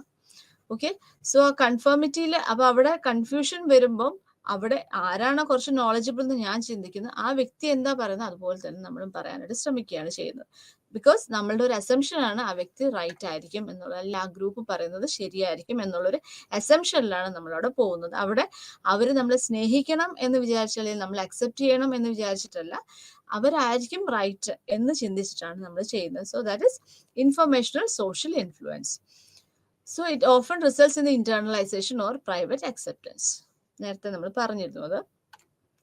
Then advantages of conformity. Conformity കൊണ്ട് എന്തെല്ലാം പ്രയോജനങ്ങളാണ് വരുന്നത്? നമ്മൾ നേരത്തെ പറഞ്ഞ പോലെ ഇപ്പോൾ ട്രാഫിക് റൂൾസ് നമ്മൾ അത് അനുസരിച്ച് മുമ്പോട്ട് പോയില്ലെങ്കിൽ അതിനനുസരിച്ചുള്ള ഇഷ്യൂസ് നമ്മൾ ഫേസ് ചെയ്യേണ്ടി വരും. സോ അതുപോലെ ഇപ്പൊ നമുക്ക് പല ബിഹേവിയേഴ്സ് നമുക്ക് പ്രെഡിക്റ്റ് ചെയ്യാൻ സാധിക്കും. കൺഫർമിറ്റി വരുമ്പം ആ ഒരു ഗ്രൂപ്പ് അല്ലെങ്കിൽ ആ ഒരു റൂൾ ഇങ്ങനെയാണെന്ന് പറയുമ്പോൾ നമുക്കറിയാം അവിടെ എല്ലാ വ്യക്തികളും ഏത് രീതിയിലാണ് ബിഹേവ് ചെയ്യുക. അതിൽ ചില റിബൽസ് വരുമ്പം അവർ ഏത് രീതിയിലാണ് ബിഹേവ് ചെയ്യുക. അങ്ങനെ മൊത്തത്തിൽ നമുക്ക് ബിഹേവിയേഴ്സിന് പ്രെഡിക്റ്റ് ചെയ്യാനായിട്ട് സാധിക്കും കൺഫർമിറ്റിയിലൂടെ. So due to conformity, we can predict others' behavior in a social setting and hence can behave accordingly. While driving on road, we know that everyone will drive on left side and will stop at red light signal. So അപ്പൊ നമുക്ക് predict ചെയ്യാൻ പറ്റും red signal വരുമ്പോൾ എല്ലാവരും നിർത്തും അവിടെ. അപ്പൊ എനിക്ക് സേഫ് ആയിട്ട് മുമ്പോട്ട് പോകാം, ഞാൻ അതർ സൈഡിലാണ് ഞാൻ നിൽക്കുന്നതെങ്കിൽ. സോ ഇങ്ങനെയുള്ള പ്രെഡിക്റ്റ് ചെയ്യാനായിട്ട് നമുക്ക് സാധിക്കുകയാണ് ചെയ്യുന്നത് കൺഫർമിറ്റിയിലൂടെ. Similarly in an emergency situation people follow others to escape from the situation. അപ്പൊ മറ്റുള്ളവർ എങ്ങനെയാണ് ചെയ്യുന്നത് അതനുസരിച്ച് തന്നെ നമ്മളും ആ ഒരു സിറ്റുവേഷൻ തന്നെ ആ ഒരു രീതിയിൽ തന്നെ നമ്മൾ ബിഹേവ് ചെയ്യും to escape from a dreadful emergency situation. And in case of fire നമുക്ക് അറിയാൻ പറ്റും പീപ്പിൾ എല്ലാവരും ഒരു നിയറസ്റ്റ് ഫയർ എക്സിറ്റ് വഴിയാണ് പുറത്തേക്ക് പോകുന്നത്. അപ്പൊ മറ്റുള്ളവർ എന്താ ചെയ്യുന്നത് അതുപോലെ തന്നെ നമ്മളും ചെയ്യാനായിട്ട് ശ്രദ്ധിക്കും. ഓക്കെ, സോ ഇതാണ് അഡ്വാൻറ്റേജസ് ഓഫ് കൺഫർമിറ്റിയിൽ പറയുന്നത്. Disadvantages of conformity. ഇപ്പൊ ഇത് കൺഫർമിറ്റിയുടെ ഒരു ബെനിഫിറ്റ് ആണ് പറഞ്ഞത്. അടുത്തത് കൺഫർമിറ്റിയുടെ ഒരു ദോഷം അല്ലെങ്കിൽ ഡിസഡ്വാൻറ്റേജ് എന്താണെന്നുള്ളത്. സോ അത് ബേസിക്കലി നമുക്ക് കൂടുതൽ കാണാൻ പറ്റുക ജെൻഡർ നോംസിലൊക്കെ നമുക്ക് ആ ഒരു കൺഫർമിറ്റിയുടെ ഒരു ഡിസഡ്വാൻറ്റേജസ് നമുക്ക് കാണാൻ സാധിക്കും. സോ ഒരു ബ്ലൈൻഡ് അഡ്ഹറൻസ് നമുക്ക് അവിടെ കാണാൻ സാധിക്കും. ഇപ്പൊ പലരും ഇപ്പൊ മെൻ ഈ രീതിയിലായിരിക്കും ബിഹേവ് ചെയ്യുക, അല്ലെങ്കിൽ വിമൻ ഈ രീതിയിലായിരിക്കും ബിഹേവ് ചെയ്യുക എന്നൊക്കെ ഉള്ളത്. സോ ആ ജെൻഡർ നോംസിനോടൊക്കെ ചേർന്ന് നിൽക്കുന്ന ഒരു സാഹചര്യം കാണാൻ സാധിക്കും. അവിടെ this can place limits on the opportunities and career aspirations of women. So due to this only transgenders face number of stereotypical behaviors against them. അപ്പോൾ നമുക്ക് നമ്മളുടെ ഒരു ധാരണ അല്ലെങ്കിൽ സ്റ്റീരിയോട്ടിപ്പിക്കൽ ആയിട്ടുള്ള ഒരു തോട്ട് അവിടെ വർക്ക് ചെയ്യാനുള്ള ചാൻസസ് ഉണ്ട്. അപ്പൊ അതനുസരിച്ച് പ്രത്യേകിച്ചും ജെൻഡർ ഡിഫറൻസസ് ഒക്കെ വരുമ്പോൾ വിമന് അവരുടെ ഓപ്പർച്യൂണിറ്റീസ് അല്ലെങ്കിൽ അവരുടെ ഒരു കരിയർ ആസ്പിറേഷൻസ് ഒക്കെ ലിമിറ്റ് ചെയ്യാനുള്ള ചാൻസസും വരുന്നുണ്ട്. സോ അതൊക്കെ ഒരു കൺഫർമിറ്റിയുടെ ഒരു ദോഷം അല്ലെങ്കിൽ ഒരു ഡിസഡ്വാൻറ്റേജസ് ആയിട്ട് നമ്മൾ മനസ്സിലാക്കണം. And conformity is the most prominent cause behind continuation of a number of superstitious behaviors since generations. നമുക്കറിയാം പല രീതിയിലുള്ള സൂപ്പർസ്റ്റിഷ്യസ് ബിഹേവിയേഴ്സ് എല്ലാം ഇപ്പോഴും മുമ്പോട്ട് പോകുന്നത് അതുമായിട്ട് ബന്ധപ്പെട്ട് നിൽക്കുന്ന ആളുകളെ വേറൊരു രീതിയിൽ ചിന്തിക്കാൻ നമ്മൾ ഒരു അവസരം കൊടുക്കാതെ ഈ ഒരു രീതിയിൽ തന്നെ മുമ്പോട്ട് പോകട്ടെ, ജനറേഷൻസ് ഈ രീതിയിൽ തന്നെ മുമ്പോട്ട് പോകണം എന്ന് നമ്മളവിടെ പറയുകയാണ്. നമ്മളുമായിട്ട് ചേർന്ന് നിൽക്കുന്നവര് അല്ലെങ്കിൽ നമ്മൾ ഇഷ്ടപ്പെടുന്നവര് ഈ രീതിയിലായതുകൊണ്ട് നമ്മളുടെയും ആ ഒരു desire to be liked or accepted എന്ന് പറയുന്ന ഒരു തോട്ടിലൂടെ നമ്മൾ ആ ഒരു കൺഫർമിറ്റി മുമ്പോട്ട് പോകുന്നത് നമ്മൾ കാണാറുണ്ട്. സോ അതിന്റെ ദോഷഫലങ്ങൾ നമ്മൾ അനുഭവിച്ചു വരുന്നു. And other negative effects of conformity include uncontrolled behaviour of the crowd. ഇപ്പൊ ഒരു ക്രൗഡ് മൊത്തത്തിൽ എന്താ ചെയ്യുന്നത് അതനുസരിച്ച് ആളുകൾ ഫോളോ ചെയ്യുന്ന സാഹചര്യവും വരാറുണ്ട്. സോ അപ്പൊ ക്രൗഡ് മൊത്തത്തിൽ ഒരു തെറ്റാണ് ചെയ്യുന്നതെങ്കിൽ അതനുസരിച്ച് ആളുകൾ ആ തെറ്റിലേക്ക് തന്നെ ആ തെറ്റിന്റെ കൂടെ തന്നെ മുമ്പോട്ട് പോകുന്ന സാഹചര്യവും കാണാറുണ്ട്. സോ ബ്ലൈൻഡ് അഡ്ഹറൻസ് ആണ് ബേസിക്കലി ഡിസഡ്വാൻറ്റേജസ് ഓഫ് കൺഫർമിറ്റിയിൽ നമ്മൾ മനസ്സിലാക്കുന്നത്. ദെൻ നമുക്കറിയാം ഇപ്പം 75% ഓഫ് ആളുകളും തെറ്റുത്തരം പറഞ്ഞപ്പോൾ അവിടെ ഒരു 25% ആളുകൾ അവരുടെ ഇൻഡിവിജ്വാലിറ്റി മെയിൻറ്റെയിൻ ചെയ്തുകൊണ്ട് അവരെ ആ ഒരു കൺഫർമിറ്റി റെസിസ്റ്റ് ചെയ്തു. അപ്പം എന്തൊക്കെയാണ് ഒരു റെസിസ്റ്റിംഗ് കൺഫർമിറ്റി വരുമ്പോൾ ഏതൊക്കെ ഫാക്ടേഴ്സ് ആണ് വരിക?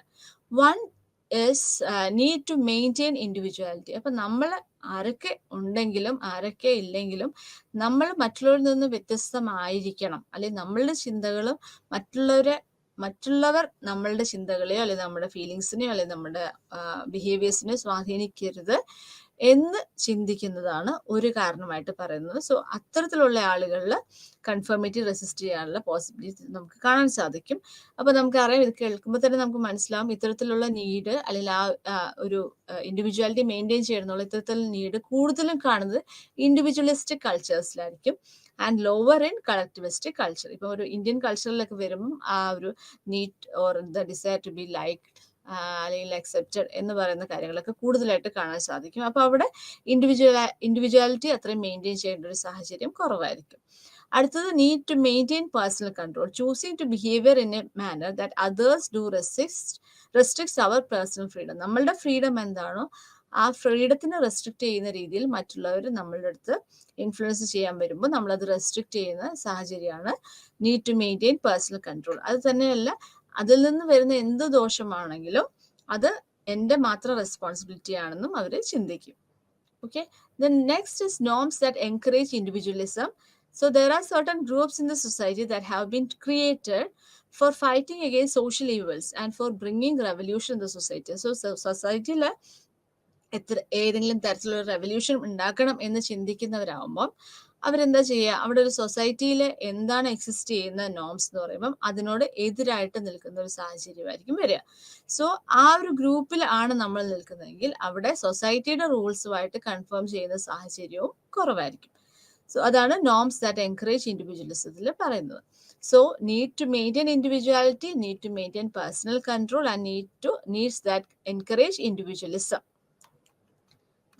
അപ്പോൾ അതുമായിട്ട് ബന്ധപ്പെട്ടിട്ട് വരുന്ന ഒരു ടേമാണ് മൈനോറിറ്റി ഇൻഫ്ലുവൻസ്. സോ മെജോറിറ്റി ഒരു രീതിയിൽ പറയുന്നു, നമ്മളപ്പം അതല്ല ശരി, അല്ലെങ്കിൽ ഇതാണ് ശരി, അല്ലെങ്കിൽ ഇതാണ് നമ്മളുടെ ഒരു റെവല്യൂഷണൈസ്ഡ് ആയിട്ടുള്ള ഒരു തിങ്കിങ്, ഇതാണ് ഈ ഒരു പാറ്റേൺ ആണ് എന്ന് നമ്മൾ ചിന്തിക്കുന്ന വേറൊരു ഗ്രൂപ്പ് ഉണ്ടാവുന്നു.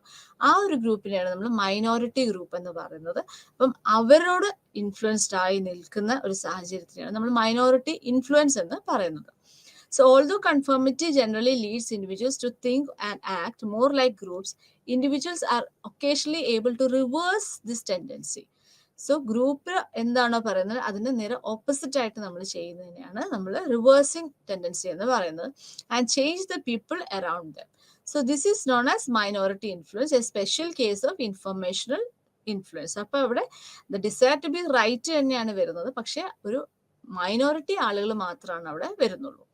And minority influence is most likely when people are able to make a clear and consistent case for their point of view. അപ്പം അവരുടെ പോയിന്റ് ഓഫ് വ്യൂവിൽ ഏറ്റവും ക്ലിയർ ആൻഡ് കൺസിസ്റ്റന്റ് ആയിട്ട് നിൽക്കുന്നത് എന്താണ്, അതുമായിട്ട് നമ്മൾ പൊരുത്തപ്പെട്ടു പോകുന്നതാണ് കാണാൻ സാധിക്കുക. when people are able to make a clear and consistent case for their point of view. അപ്പൊ അവരുടെ പോയിന്റ് ഓഫ് വ്യൂ എന്താണോ അതിനോട് കൃത്യമായിട്ട് അവർ നിൽക്കുകയാണ് ചെയ്യുന്നത്, അതിനോട് കൺസിസ്റ്റന്റ് ആയിട്ട് അവർ നിൽക്കുകയാണ് ചെയ്യുന്നത്. അതുപോലെ ആ മൈനോറിറ്റി ആളുകൾ വളരെ എക്സ്പേർട്ട് ആയിട്ട് നമുക്ക് ഫീൽ ചെയ്യുകയാണ്. അതുപോലെ അവർ സ്റ്റേറ്റസ് ലെവലിലും അവർ കുറച്ച് ഹയർ ആയിട്ട് നിൽക്കുന്നു. അതുപോലെ ആ ഒരു മൈനോറിറ്റിയിൽ ഉള്ള ആളുകൾ ഏതെങ്കിലും തരത്തിൽ ചിലപ്പോൾ നമ്മളെ മുൻപേ ഹെൽപ്പ് ചെയ്യുകയോ അല്ലെങ്കിൽ നമ്മളെ ബെനിഫിറ്റ് ചെയ്തിട്ടോ ഉണ്ടാവാം. സോ ഇങ്ങനെയൊക്കെ സാഹചര്യം വരുമ്പോഴാണ് മൈനോറിറ്റി ഇൻഫ്ലുവൻസ് സംഭവിക്കുന്നത്.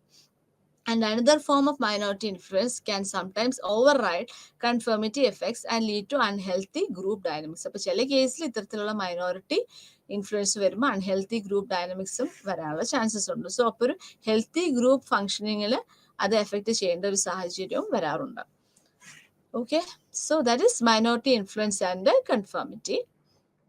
then they must be, അപ്പൊ മൈനോറിറ്റി ഇൻഫ്ലുവൻസ് ചെയ്യുന്നവർ അല്ലെ മൈനോറിറ്റി ഗ്രൂപ്പ് എപ്പോഴും ശ്രദ്ധിക്കേണ്ട ഒരു കാര്യം എന്ന് പറയുമ്പോൾ അവർ എപ്പോഴും മെജോറിറ്റിയോട് ഓപ്പോസിറ്റ് ആയിട്ടായിരിക്കും അവർ നിൽക്കുന്നത്. ആ വ്യൂസിൽ അവർ വളരെ കൺസിസ്റ്റന്റ് ആയിരിക്കും. അതുപോലെ അവരിൽ ഡിവിഷൻ കാണാൻ സാധിക്കരുത്, അല്ലെങ്കിൽ അവരിൽ ഡിവിഷൻ ഉണ്ടാവാൻ പാടില്ല. And they must not be rigid or dogmatic. അപ്പൊ അവർ ഒത്തിരി റിജിഡ് ആയിട്ട് നിൽക്കുകയും അതുപോലെ സെയിം ആയിട്ടുള്ള പ്രൊപ്പോസിഷൻസ് റിപ്പീറ്റഡ് ആയിട്ട് വെക്കുന്നത് ബുദ്ധിമുട്ടായിരിക്കും. സോ ഒരു ഡിഗ്രി ഓഫ് ഫ്ലെക്സിബിലിറ്റി അവരിൽ നിന്ന് നമ്മൾ കൂടുതൽ പ്രതീക്ഷിക്കുന്നുണ്ട്. Then minority that argue for a position that is consistent with current social trend are more influential. So current social trend എന്താണോ അതിനോട് ചേർന്ന് നിൽക്കുന്ന ലെവലിൽ മൈനോറിറ്റി വരുന്നതായിരിക്കും കൂടുതൽ ഇൻഫ്ലുവൻഷ്യൽ ആയിട്ട് നമ്മൾ കാണാറ്. Okay, so that is minority influence and conformity. So കൺഫോമിറ്റിയിൽ നമ്മൾ എന്താണ് conformity, then types of conformity, then reasons for conformity, then factors affecting conformity, then minority resisting conformity, then minority influence and conformity. ഇത്രയും കാര്യങ്ങളാണ് മനസ്സിലാക്കിയത്. അടുത്ത area of social influence എന്ന് പറയുന്നത് complaints ആണ്. സോ കംപ്ലൈൻസ് എന്ന് പറയുമ്പോൾ എപ്പോഴും നമ്മൾക്ക് അവിടെ ഒരു റിക്വസ്റ്റ് ആണ് അവിടെ വരുന്നത്. അപ്പൊ ഒരു റിക്വസ്റ്റിന് അനുസരിച്ച്, അപ്പൊ റിക്വസ്റ്റ് എന്ന് പറയുമ്പോൾ മേ ബി അതൊരു ഡൊണേഷൻ തരാവോ എന്ന് ചോദിക്കുന്ന ഒരു റിക്വസ്റ്റ് ഡയറക്റ്റ് റിക്വസ്റ്റ് ആയിരിക്കും. അതിനാണ് എക്സ്പ്ലിസിറ്റ് റിക്വസ്റ്റ് എന്ന് പറയുന്നത്.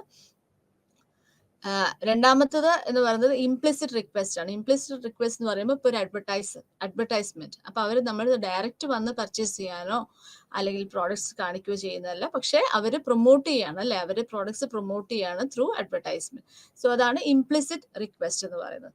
So anyway implicit or explicit request വഴി നമ്മളുടെ ബിഹേവിയറിലോ തോട്ട്സിലോ ഫീലിങ്സിലോ ഒപ്പീനിയനിലോ ആറ്റിറ്റ്യൂഡിലോ ചേഞ്ച് സംഭവിക്കുന്ന ഒരു സോഷ്യൽ ഇൻഫ്ലുവൻസിനെയാണ് നമ്മൾ കംപ്ലൈൻസ് എന്ന് പറയുന്നത്. ഓക്കെ, അതിന് എക്സാമ്പിൾ ആണ് ഇപ്പോൾ സെയിൽസ് പേഴ്സൺസ്, നമ്മളേക്ക് വീടുകളിൽ വരാറുണ്ട്, സെയിൽസ് പേഴ്സൺസ് വരാറുണ്ട്, അതുപോലെ advertisers, then insurance agencies, politicians, professional negotiators etcetera. ഇവരെല്ലാവരും കംപ്ലൈൻസ് പ്രൊഫഷണൽസ് ആണ്. ഇപ്പം നമുക്കറിയാം നമ്മുടെ വീടുകളിൽ വരുന്നവർ, അതുപോലെ അഡ്വർടൈസ്മെന്റ്സ്, ഇൻഷുറൻസ്, LIC പോലെ SBI അങ്ങനെയൊക്കെയുള്ള ഇൻഷുറൻസ് ആളുകൾ വരുമ്പോൾ, ഏജൻസി വരുമ്പോൾ അവർ മാക്സിമം അവരുടെ പ്രോഡക്ട്സ് പ്രൊമോട്ട് ചെയ്യാനും കാര്യങ്ങളൊക്കെയാണ് അവർ ശ്രമിക്കുക. ഓക്കെ, സോ ഇതില് അവർ ഫോളോ ചെയ്യുന്ന ചില പ്രിൻസിപ്പിൾസ് ഉണ്ട്. And these are the basic principles underlay many techniques professionals use for gaining compliance. So basic principles behind compliance ആണ് നമ്മൾ മനസ്സിലാക്കാൻ പോകുന്നത്. സോ അതിൽ 6 പ്രിൻസിപ്പിൾസ് ആണ് വരുന്നത്. ഒന്ന് ഫ്രണ്ട്ഷിപ്പ് ഓർ ലൈക്കിംഗ് ആണ് പറയുന്നത്.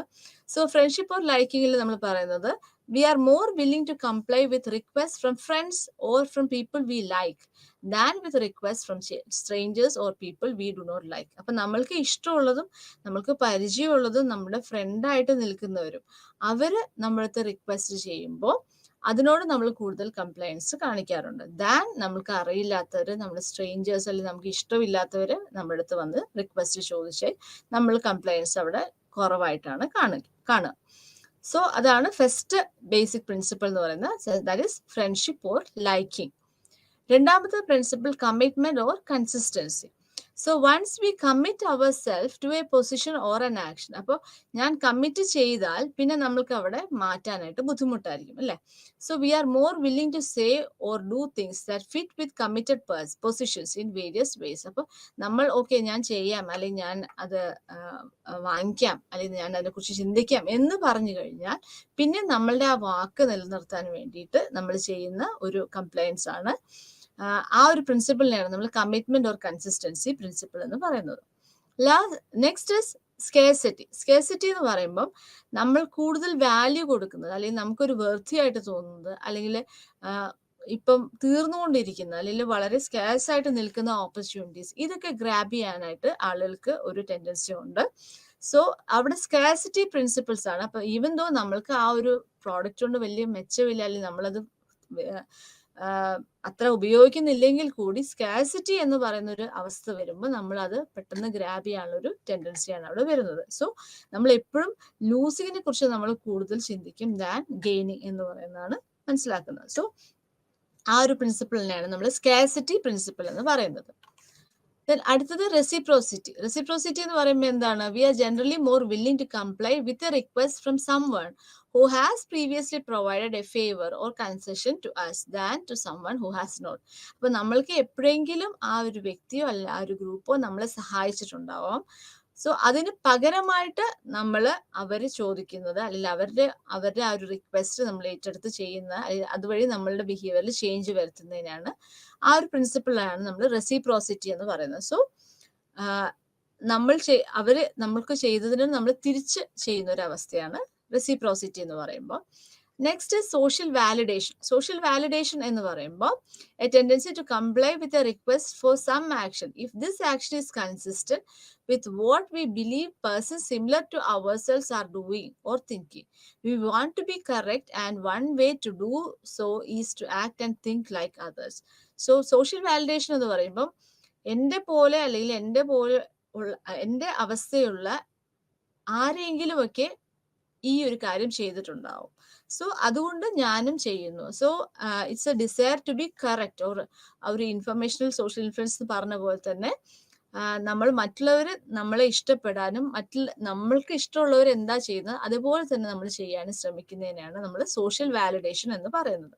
ഫോർ എക്സാമ്പിൾ നമുക്കിപ്പം സെയിൽസ് പേഴ്സൺ ഒക്കെ വരുമ്പോൾ അവർ പറയാറുള്ള ഒരു കാര്യമാണ്, അപ്പുറത്തെ വീട്ടിലെ ആൾ വാങ്ങിച്ചു, ഈ വീട്ടിലെ ആൾ വാങ്ങിച്ചു, അപ്പം നിങ്ങളും വാങ്ങിക്കുക എന്ന് പറയുമ്പോൾ അവരൊക്കെ വാങ്ങിച്ചു അപ്പം നല്ലതായിരിക്കും എന്നുള്ളൊരു ചിന്തയിൽ, അല്ലെങ്കിൽ അവർ വാങ്ങിച്ചെങ്കിൽ അപ്പം ഞാനും കൂടി വാങ്ങിക്കാം എന്നുള്ളൊരു ചിന്തയിൽ നമ്മൾ ചെയ്യുന്ന ആ ഒരു പ്രിൻസിപ്പിളാണ് സോഷ്യൽ വാലിഡേഷൻ പ്രിൻസിപ്പിൾ എന്ന് പറയുന്നത്. Last is credibility or authority. അപ്പൊ രണ്ട് വാക്കുകൾ നമ്മൾ ഉപയോഗിക്കാറുണ്ട്. സോ ഇതിൽ പറയുന്നത് ആ സോഴ്സ് ഒരു എക്സ്പേർട്ട് ആണെങ്കിൽ and whether he is having accurate or adequate knowledge, ability or skill, അങ്ങനെയാണെങ്കിൽ നമ്മൾ അതിന് കൂടുതൽ ക്രെഡിബിൾ ആണെന്ന് ചിന്തിക്കുകയും നമ്മൾ ആ റിക്വസ്റ്റ് കൂടുതലായിട്ട് റെസ്പെക്ട് ചെയ്യുകയാണ് ചെയ്യുന്നത്. അതുവഴി നമ്മൾ കൂടുതലും കംപ്ലൈ ചെയ്യാണ് വരുന്നത്. Okay, so that is credibility or authority. So നമ്മൾ 6 പ്രിൻസിപ്പിൾസ് ആണുള്ളത്: friendship or liking, commitment or consistency, scarcity, reciprocity, social validation, last credibility or authority. Then techniques professional use for gaining compliance. So അപ്പം ഈ 6 principles നമ്മൾ പറഞ്ഞു. ഈ 6 പ്രിൻസിപ്പിൾസിലും base ചെയ്തിട്ട് ഓരോ tactics ഉണ്ട്. സോ അതിനകത്ത് ഫസ്റ്റ് നമ്മൾ നേരത്തെ കണ്ടിരുന്നു, ഫസ്റ്റ് പ്രിൻസിപ്പിൾ എന്ന് പറയുന്നത് ഫ്രണ്ട്ഷിപ്പ് ഓർ ലൈക്കിംഗ് ആണ്. അതിനെ ബേസ് ചെയ്തിട്ടുള്ള ചില ടാക്ടിക്സ് ആണ് പറയുന്നത്. സോ നമ്മള് ഫ്രണ്ട്ഷിപ്പ് ഓർ ലൈക്കിങ്ങിൽ നമ്മൾ പറഞ്ഞ എന്താണ്, നമുക്ക് ഇഷ്ടമുള്ള ഒരു വ്യക്തി അല്ലെങ്കിൽ നമ്മളുടെ ഒരു ഫ്രണ്ട് ആയിരിക്കുന്ന ഒരു വ്യക്തി നമ്മളടുത്ത് ഒരു റിക്വസ്റ്റ് ചെയ്യുമ്പോൾ നമ്മൾ അത് എഗ്രി ചെയ്യുന്ന ഒരു സിറ്റുവേഷൻ ആണ് വരുന്നത്. അപ്പം അതില് എൻകറേജേഷൻ എന്ന് പറയുന്നതാണ് ഫസ്റ്റ് ടാക്ടിക് ആയിട്ട് ഉദ്ദേശിക്കുന്നത്. So getting others to like us, മറ്റുള്ളവർ നമ്മളെ ഇഷ്ടപ്പെടണം. അപ്പൊ അങ്ങനെ വരുമ്പോൾ നമ്മൾ പറയുന്ന ആ ഒരു റിക്വസ്റ്റ് അവര് എഗ്രി ചെയ്യും. അതാണ് അതിൻ്റെ ഒരു ടാക്ടിക് എന്ന് പറയുന്നത്. സോ അതിന് വേണ്ടിയിട്ട് എന്തൊക്കെ നമ്മൾ ചെയ്യും? നമ്മൾ self enhancing tactics of impression management. For example നമ്മളിപ്പോൾ ഒരു ക്ലയന്റിനെ കാണുകയാണെങ്കിൽ നമ്മൾ അവരുടെ അടുത്ത് സ്മൈൽ ചെയ്യുന്നു, അതുപോലെ high level of eye contact നമ്മൾ മെയിൻറ്റെയിൻ ചെയ്യുന്നു, പോസിറ്റീവ് ആയിട്ടുള്ള നോൺ വെർബൽ ക്യൂസ് നമ്മൾ കൊടുക്കുന്നു. അതുപോലെ അവർക്ക് ഇഷ്ടമുള്ള രീതിയിൽ നമ്മൾ പെരുമാറാനായിട്ട് ശ്രദ്ധിക്കുന്നു. So that is self enhancing tactics.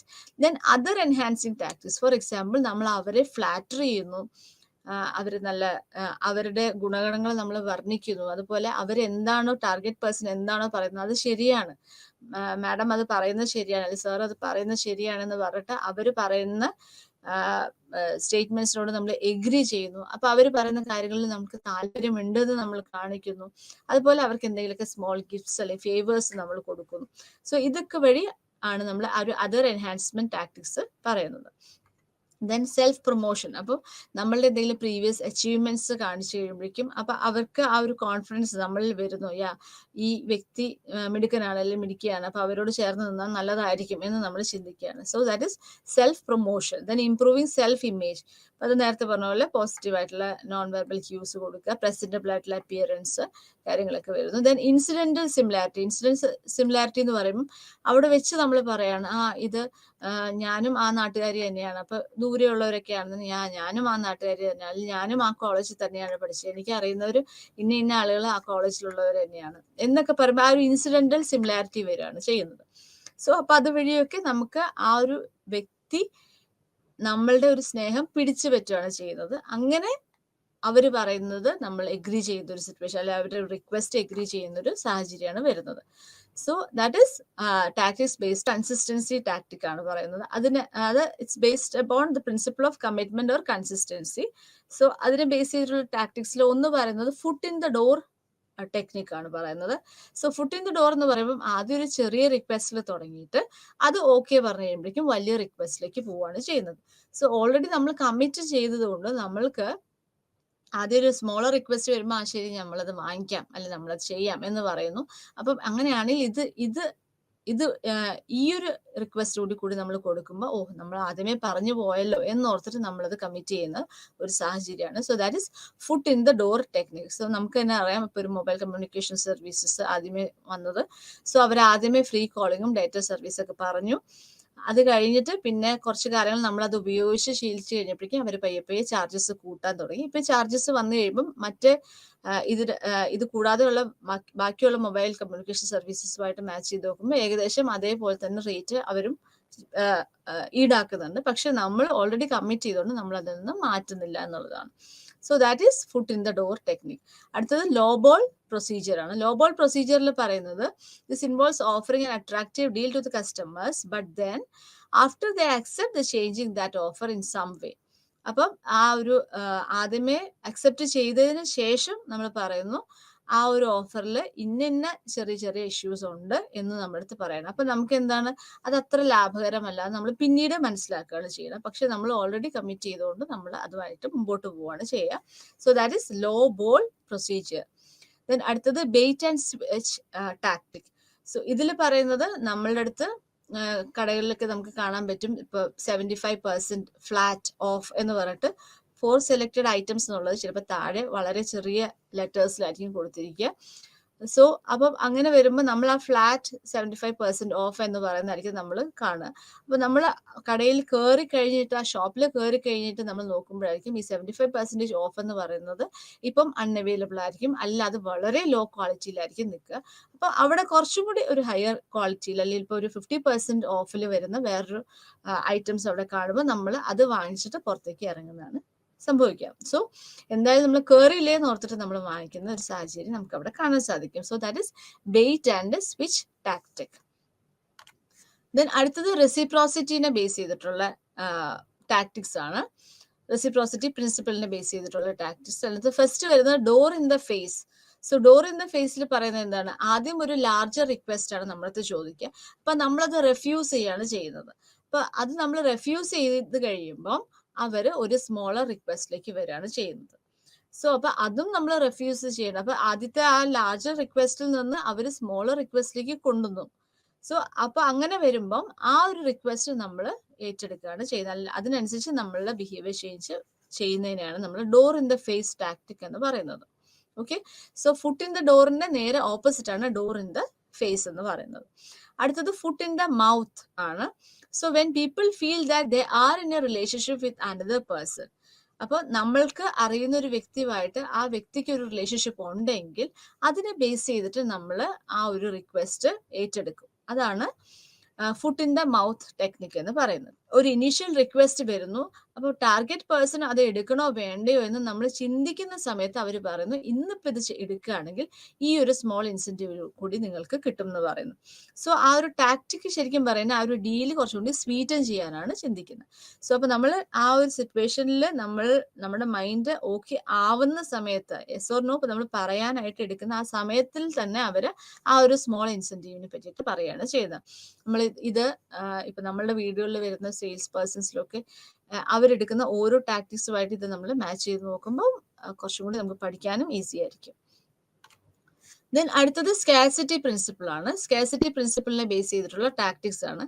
ഇതിൽ ആദ്യം വരുന്നത് playing hard to get.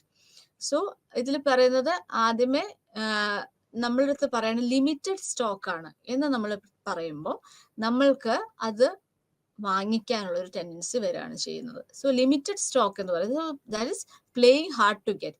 This technique involves efforts to increase the compliance by suggesting that a person or object is scarce, rare and hard to obtain. Okay, so that is limited stock. അടുത്തത് dead line technique ആണ്. Dead line ടെക്നിക്കിൽ പറയുന്നത് എന്താ? This is A technique four increasing compliance in which the target പറയുന്നത് മറ്റെവിടെ limited stock ആണെങ്കിൽ ഇവിടെ ഒരു limited ടൈമിനുള്ളിൽ നിങ്ങളിത് ഈ ഓഫർ സ്വീകരിക്കണം എന്നാണ് പറയുന്നത്. നമുക്ക് ടി വിയിലൊക്കെ നമുക്ക് നാപ്റ്റോളിൻ്റെ ഒക്കെ അഡ്വർടൈസ്മെന്റ്സിലൊക്കെ നമുക്ക് ഇത് കാണാൻ സാധിക്കും. ഈ പ്ലേയിങ് ഹാർഡ് ടു ഗെറ്റ് അതുപോലെ ഡെഡ് ലൈൻ ടെക്നിക് ഒക്കെയാണ് അവർ സ്ഥിരം യൂസ് ചെയ്യുന്നതായിട്ട് നമ്മൾ കാണുന്നത്, കൂടുതൽ യൂസ് ചെയ്യുന്നത്. So they have only limited time to take advantage. നമുക്ക് അതിനകത്ത് നമ്മളെ സ്ക്രീനിൽ തന്നെ കാണാൻ പറ്റും ഇത്ര സമയം, ഇനി സമയം കുറഞ്ഞുകൊണ്ടിരിക്കുന്നത് നമുക്ക് കാണാനായിട്ട് സാധിക്കും. So to take advantage of some offer or to obtain some item. So offer for limited period. Then technique professionals use for gaining compliance other tactics ആണ് പറയുന്നത്. സോ നമ്മൾ കൺഫർമിറ്റി ബേസ് ചെയ്തിട്ടുള്ള കമ്മിറ്റ്മെന്റിനെ ബേസ് ചെയ്തിട്ടുള്ള ദെൻ റെസിപ്രോസിറ്റി, സ്കേഴ്സിറ്റി ഇതിനൊക്കെ base ചെയ്തിട്ടുള്ള tactics കണ്ടു. ഇനി ഇത് കൂടാതെ അതർ ടാക്ടിക്സ് എന്ന് പറഞ്ഞിട്ട് പറയുന്നുണ്ട്. സോ അതർ ടാക്ടിക്സിൽ 2 ടാക്ടിക്സ് ആണ് മെയിൻ ആയിട്ട് പറയുന്നത്. ഒന്ന് complaining, 2 putting others in good mood. So complaining എന്ന് പറയുന്ന ടാക്ടിക്സ് കൂടുതലും വിമൻ യൂസ് ചെയ്യുന്നത് നമുക്ക് കാണാൻ സാധിക്കും. സോ ഒരു ഡിസ്കണ്ടന്റ് ആണ് അവിടെ എക്സ്പ്രസ് ചെയ്യുന്നത്, അല്ലെങ്കിൽ ഒരു ഡിസാറ്റിസ്ഫാക്ഷൻ അല്ലെങ്കിൽ റിസെന്റ്മെന്റ് ഓർ റിഗ്രറ്റ് ആണ് നമ്മൾ അവിടെ എക്സ്പ്രസ് ചെയ്യുന്നത്. സോ ഇത് എക്സ്പ്രസ് ചെയ്യുന്നതിലൂടെ നമ്മൾ വേറൊരു വ്യക്തിയെ ഇൻഫ്ലുവൻസ് ചെയ്യാണ് ചെയ്യുന്നത്. ഫോർ എക്സാമ്പിൾ ഇപ്പം നമ്മളിപ്പം ഷോപ്പിങ്ങിന് കൊണ്ടുപോകുന്നില്ല, നമ്മളിപ്പം ഇന്നടുത്ത് കൊണ്ടുപോകുന്നില്ല, അല്ലെങ്കിൽ നമ്മൾ ആഗ്രഹിക്കുന്ന രീതിയിൽ നമുക്ക് കാര്യങ്ങൾ ചെയ്തു തരുന്നില്ല എന്ന് ഫ്രീക്വന്റ് ആയിട്ട് കംപ്ലൈന്റ് പറയുമ്പം ഈ കംപ്ലൈന്റ് കുറച്ചേക്കാം എന്ന് നമ്മൾ ചിന്തിച്ച്, ഇപ്പം സ്പൗസ് ആണെങ്കിലും നമ്മൾ അങ്ങനെ കംപ്ലൈന്റ് കുറയ്ക്കാം എന്ന് ചിന്തിച്ചിട്ട് നമ്മൾ കാര്യങ്ങൾ ചെയ്തു കൊടുക്കുക. അങ്ങനെ നമ്മളുടെ ബിഹേവിയറിൽ ചേഞ്ച് വരുത്തുക, വേറൊരു വ്യക്തിയിൽ ചേഞ്ച് വരുത്തുന്നതിനെയാണ് നമ്മൾ കംപ്ലൈനിങ് ടാക്ടിക് എന്ന് പറയുന്നത്.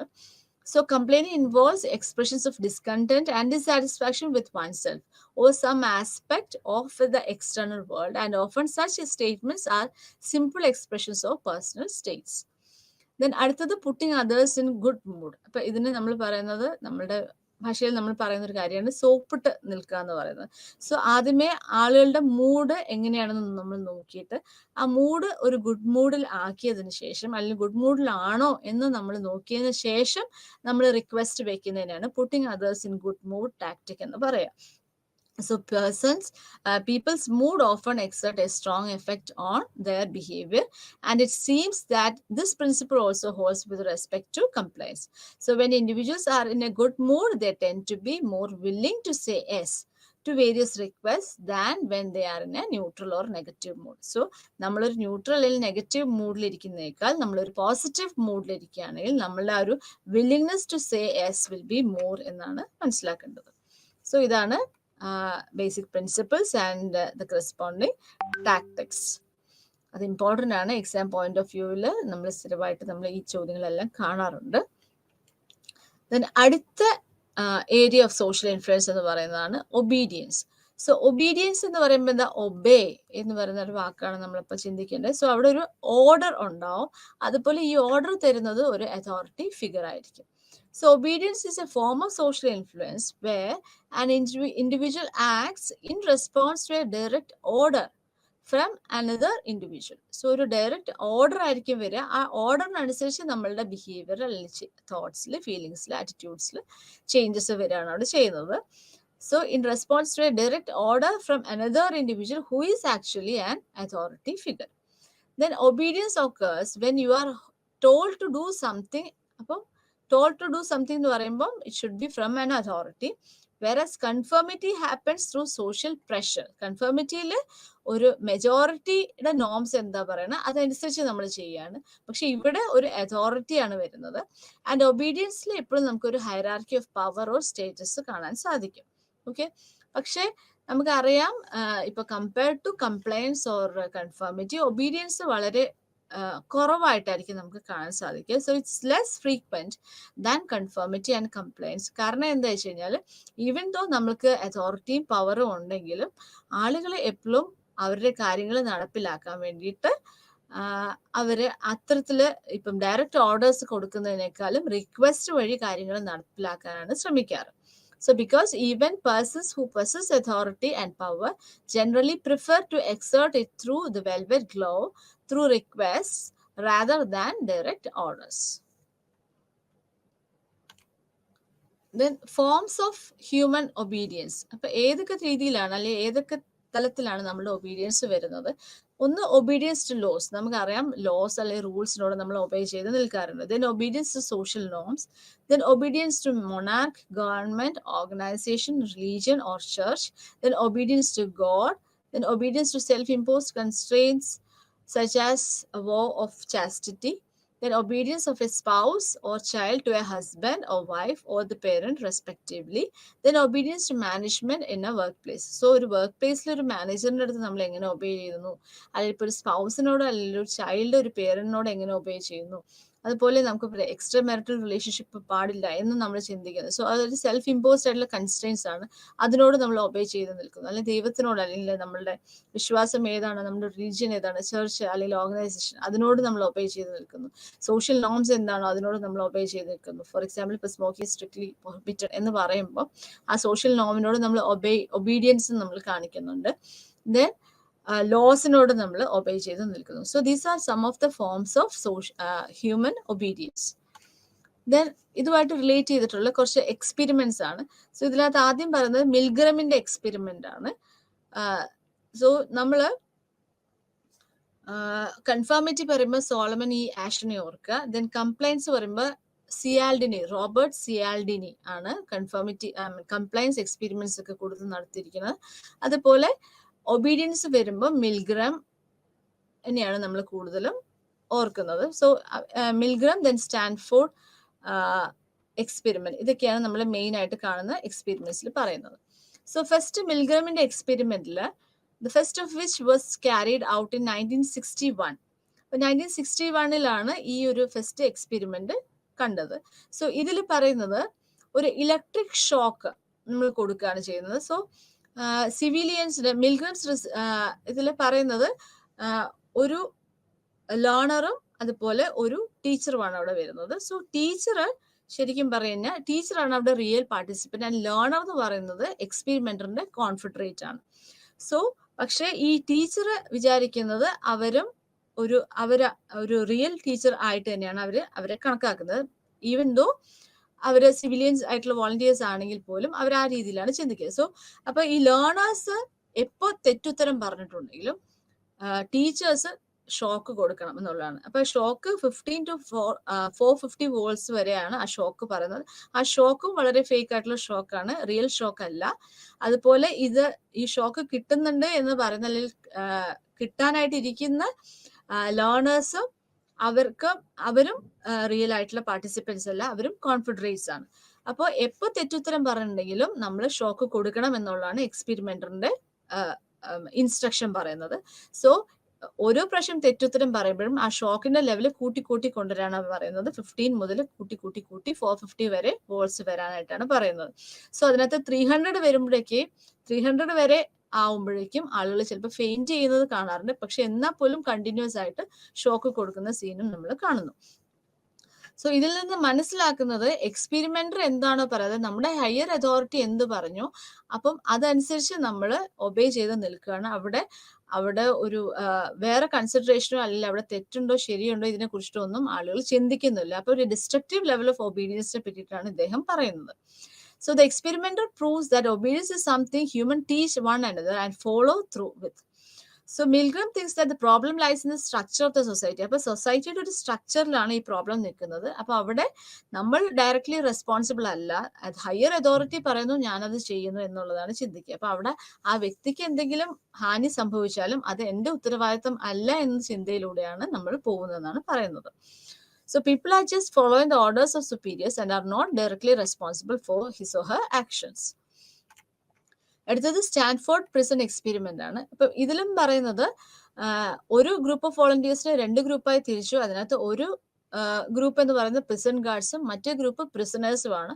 അപ്പം ഈ ഒരു പൊസിഷനിലേക്ക് വന്ന് അവർക്ക് ആ യൂണിഫോം കൊടുത്ത് ആ ഒരു റോളിലേക്ക് വന്നു കഴിഞ്ഞപ്പോൾ പ്രിസണേഴ്സ് ഓട്ടോമാറ്റിക്കലി സബ്മിസീവ് ആയി, അതുപോലെ ഗാർഡ്സ് ഓട്ടോമാറ്റിക്കലി ഒരു ഹയർ അതോറിറ്റി എന്താണോ ചെയ്യുന്നത്, അവർ ഏത് രീതിയിലാണ് ബിഹേവ് ചെയ്യുന്നത് ആ ലെവലിലേക്ക് മാറുകയാണ് ചെയ്യുന്നത്.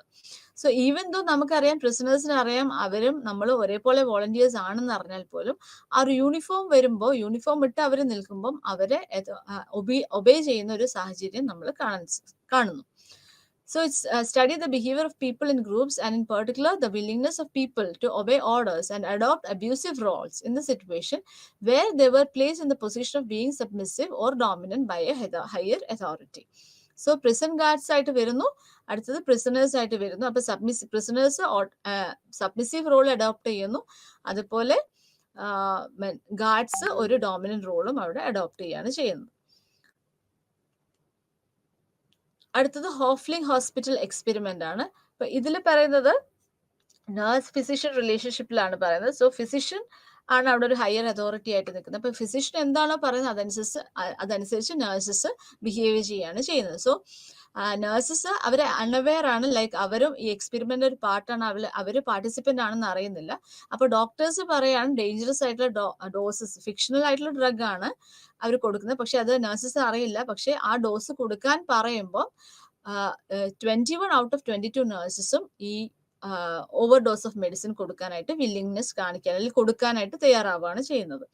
സോ ഇതിൽ നിന്നൊക്കെ നമ്മളൊരു ഡിസ്ട്രക്റ്റീവ് ലെവൽ ഓഫ് ഒബീഡിയൻസ് ആണ് മനസ്സിലാക്കുന്നത്. സോ 3 എക്സ്പെരിമെന്റ്സ് ആണ് ഇതിനകത്ത് വരുന്നത്. മിൽഗ്രം എക്സ്പെരിമെന്റില് first civilian volunteers who apply electric ഷോക്സിന്റെ എക്സ്പെരിമെന്റ്, രണ്ടാമത്തെ സ്റ്റാൻഫോർഡ് പ്രിസൺ എക്സ്പെരിമെന്റ്, മൂന്നാമത്തെ ഹോഫ്ലിംഗ് ഹോസ്പിറ്റൽ എക്സ്പെരിമെന്റ്.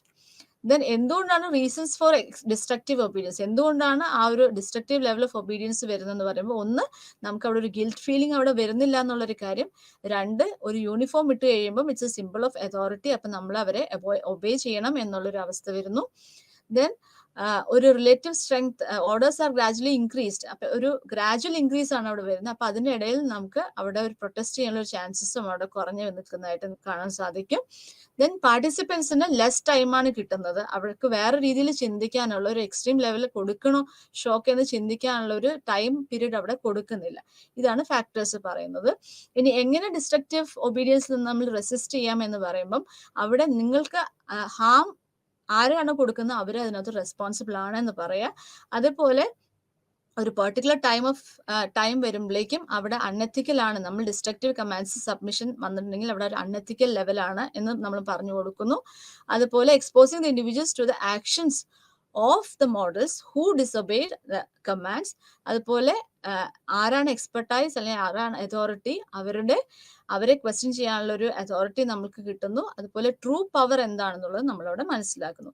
ഇതുവഴി നമുക്ക് ഡിസ്ട്രക്റ്റീവ് ഒബീഡിയൻസിനെ തകർക്കാൻ അല്ലെങ്കിൽ റെസിസ്റ്റ് ചെയ്യാൻ സാധിക്കുമെന്നാണ് പറയുന്നത്. സോ അപ്പൊ ഇന്നത്തെ നമ്മുടെ ക്ലാസ്സിൽ നമ്മൾ സോഷ്യൽ ഇൻഫ്ലുവൻസ് എന്താണെന്നും ഏരിയാസ് ഓഫ് സോഷ്യൽ ഇൻഫ്ലുവൻസിനെ പറ്റിയിട്ടാണ് നമ്മൾ മനസ്സിലാക്കിയത്.